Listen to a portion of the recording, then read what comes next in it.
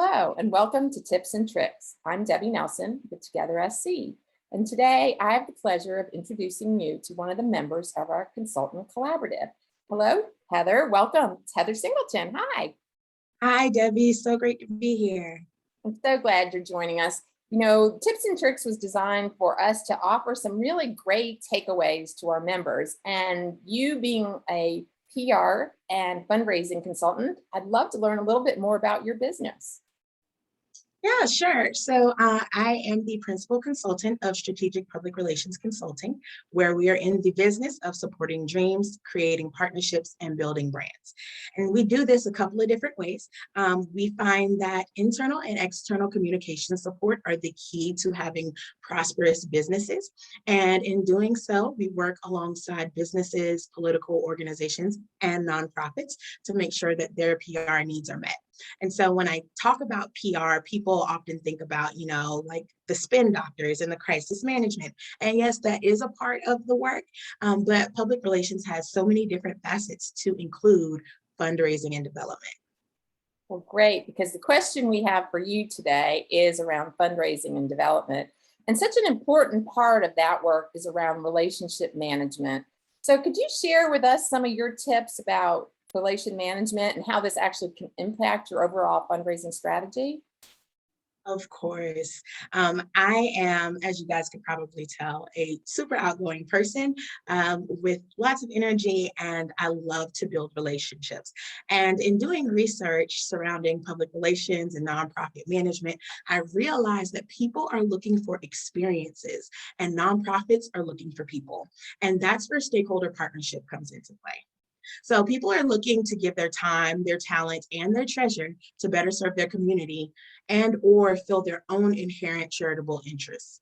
And I think that one of the great things about the nonprofit scene of South Carolina is that we have so many different options of figuring out what's more important to you. What are the goals of your philanthropic needs? What are the passions as a donor that you are very interested in? And what organizations align with that? So from the organizational side, I think that it's all about the 3 R's. Quality donor relations management equals recruitment, retention, and referrals.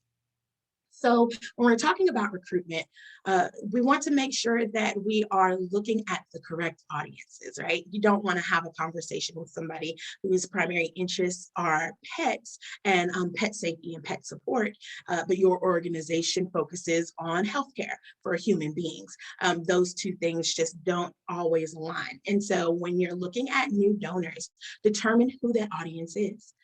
Do the mission and values of your organization align with the interests of that potential donor? That's a really important question to ask yourself.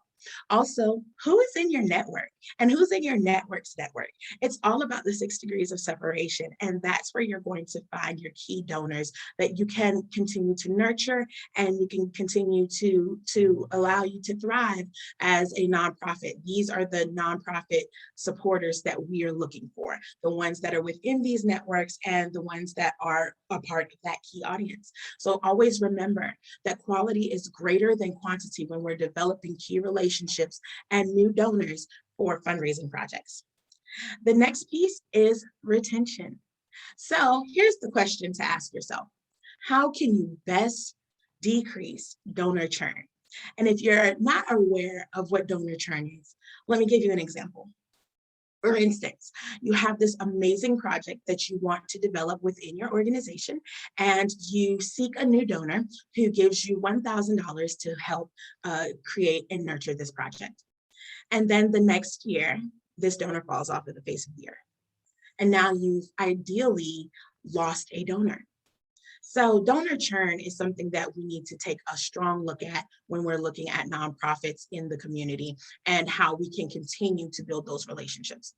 The arrogance, in my opinion, of the nonprofit sector does allow us to believe that once we have their time, their talent, or their treasure as donors, we've got them locked in for the long run. And that just isn't the case.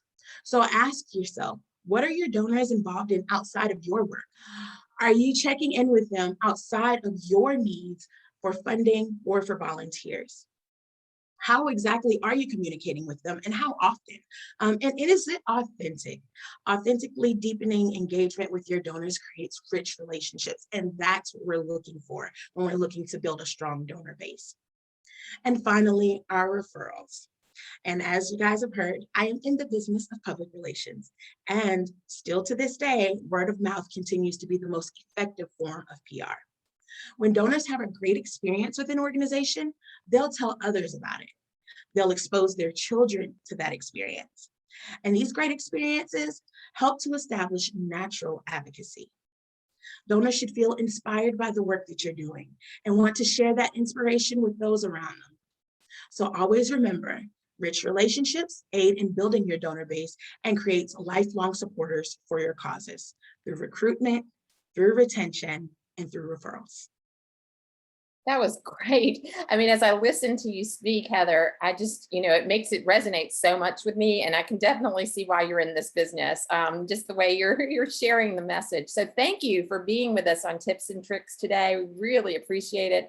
I know that we're going to have a lot more opportunities to hear from you because you're going to be joining us as the facilitator of our new development peer network, and I know we're going to hear more about that soon. So I think you're the perfect person to be leading that effort. People that have listened today and want to learn more about you and may have more questions, we will provide links to your contact information. And we just thank you for being here. So with that, I say goodbye from Tips and Tricks, and we look forward to hearing more from you, Heather, as we continue our work together. So bye-bye, everyone. Bye-bye.